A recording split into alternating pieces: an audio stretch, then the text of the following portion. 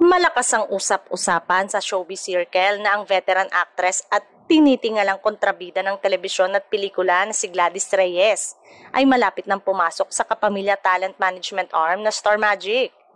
Matatanda ang kamakailan lamang ay ipinakilala ang kanyang anak na si Christoph Sumarox bilang isa sa mga bagong talent ng Star Magic. Dahil dito, marami ang naniniwala na hindi magtatagal at susunod na rin si Gladys upang maging opisyal na kapamilya artist. Bukod dito, may bulong-bulungan pang posibleng isama si Gladys sa isa sa mga inaabangang teleserye ng ABS-CBN na pagbibidahan ng ilang bigating kapamilya stars.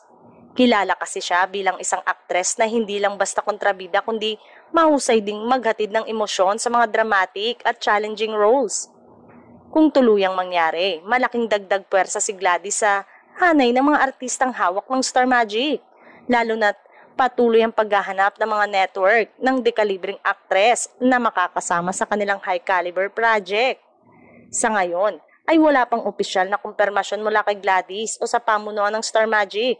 Pero ayon sa post, malaki ang posibilidad na anytime soon ay ilulunsad na rin siya bilang kapamilya talent with a big project on the way.